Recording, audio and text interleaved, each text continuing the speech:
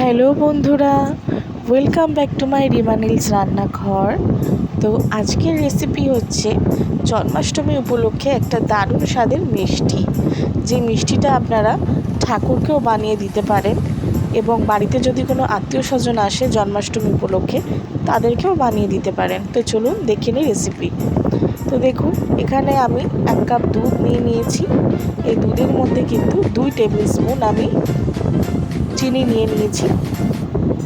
তো চিনিটা আমি ভালো করে মিক্স করে নেব দুধের সাথে। চিনিটা মিক্স করে নিয়ে তারপরে কিন্তু আমি এখানে ব্রেডটা নিয়ে নেব।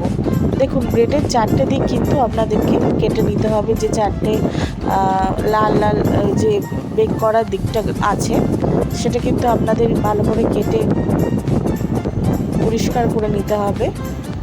তো ব্রেডের কিন্তু এই 4টে কোণ কেটেই আমাদের লাগবে। তো সবগুলো ব্রেডেরই কিন্তু 4টে কোণ কেটে নেওয়া হবে। তো দেখুন, 4টে কোণ কেটে নিয়েছি।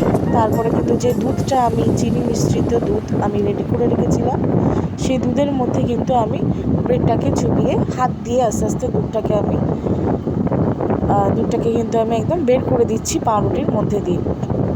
দেখুন, হালকা হাতে হাতে কিন্তু চেপে নিতে হবে। এটা কিন্তু আপনাদের একটা কথা বলে রাখি, একদম টাটকা পাউরুটি নেওয়ার চেষ্টা করবেন। যদি বাসি হয় তাহলে কিন্তু এই চাপার সময় ভেঙে যেতে পারে বা টুকরো হয়ে যেতে পারে।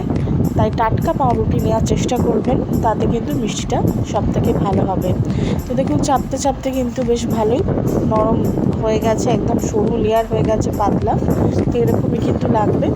তো এখানে আমি ভিতরে মালাইয়ের জন্য কিন্তু ক্রিম নিয়েছি, হুইপিং ক্রিম আর পাউডার সুগার, ভ্যানিলা এসেন্স সব কিছু অ্যাড করে কিন্তু এটা আমি একটা ক্রিম বানিয়ে নিচ্ছি ভিতরে আমি মালাইটা দেওয়ার জন্য।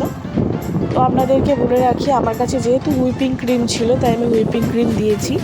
যদি আপনাদের যদি সম্ভব হয় তাহলে আপনারা দোকান থেকে মালাই কিনতে পাওয়া যায় বা মাখা সন্দেশ কিনতে পাওয়া যায়, সেটা যদি ভিতরে পুরে যদি ব্যবহার করেন তাহলে কিন্তু সব থেকে বেশি ভালো হয় এবং ভগবান কিন্তু মালাই খেতে খুব পছন্দ করে। তো সবই প্রসেস এক হবে, শুধু মালাইটা যদি আপনারা দোকান থেকে সন্দেশ কিনে বা অন্য মালাই কিনে যদি অ্যাড করেন তাহলে কিন্তু বেশি ভালো হয়। আর যদি মনে করেন বাড়িতে আত্মীয় স্বজনদের খাওয়াবেন তাহলে কিন্তু এই হুইপিং ক্রিম দিয়েও আপনারা করে খাওয়াতে পারেন, কোনো অসুবিধে নেই। তবে মালাইটা দিলে বেশি ভালো হয়। যেহেতু আমার কাছে মালাইটা ছিল না আর সে কারণে আমার কাছে ক্রিম ছিল, তো ক্রিমটা দিয়েই আমি করেছি। তো দেখুন, এখানে আমি ক্রিমটা রেডি করে নিয়েছি।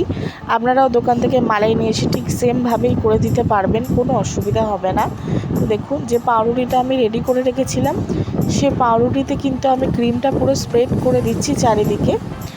একদম কিন্তু ক্রিমটা স্প্রেড করে দেবো চারিদিকে আমি ভালো করে। দেখুন, ভালো করে কিন্তু আমি ক্রিমটা স্প্রেড করে দিয়েছি।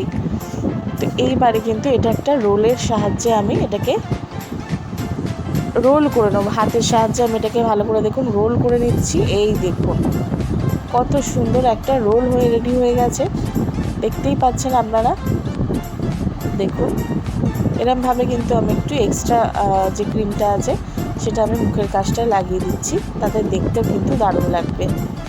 দেখতেই পাচ্ছেন, খুব সিম্পল একটা মিষ্টি, বেশি কোনো খাটনি নেই, খুব সিম্পল একটা মিষ্টি, তবে দারুণ মিষ্টি।